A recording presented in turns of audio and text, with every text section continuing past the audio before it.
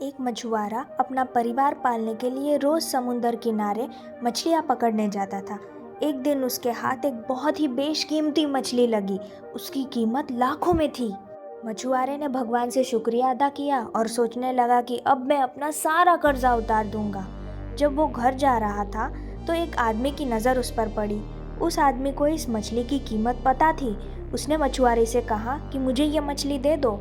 मछुआरे ने तुरंत इनकार कर दिया क्योंकि वो आदमी बड़ा ही ताकतवर था। उसने वो मछली मछुआरे से छीन ली और तुरंत भाग गया।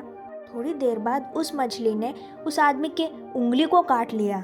जब वो डॉक्टर को दिखाने गया तो डॉक्टर ने उसकी मरहम पट्टी करके बोला कि 3 दिन बाद फिर से चेक करवाने के लिए आना। 3 दिन बाद जब पट्टी खोली गई, घाव वैसा का वैसा था। डॉक्टर ने कहा कि अब इस घाव वाले एरिया को काटना पड़ेगा वरना तुम्हारी पूरी उंगली जाएगी। घाव वाले एरिया को काटा गया, फिर से पट्टी की गई। 3 दिन बाद जब वो आदमी वापस आया तो देखा कि घाव और भी बढ़ चुका था। डॉक्टर ने कहा कि अब तुम्हारी उंगली काटनी पड़ेगी वरना तुम्हारा पूरा हाथ जाएगा।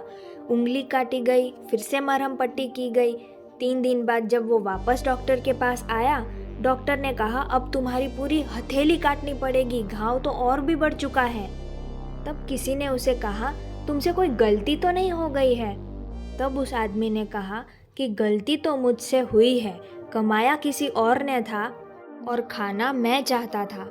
तब लोगों ने कहा जाकर ढूंढो उसे और गिड़गिड़ाकर माफ़ी मांगो। तब वो आदमी मछुआरे को ढूंढते ढूंढते उसके पास आया। उसे कहा भाई तुमने क्या किया?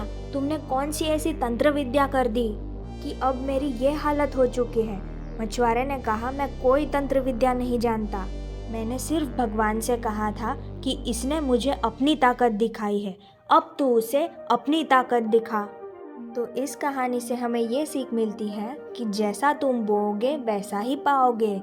अगर आपको ये स्टोरी पसंद आई तो प्लीज़ मेरे चैनल को सब्सक्राइब कर दीजिए।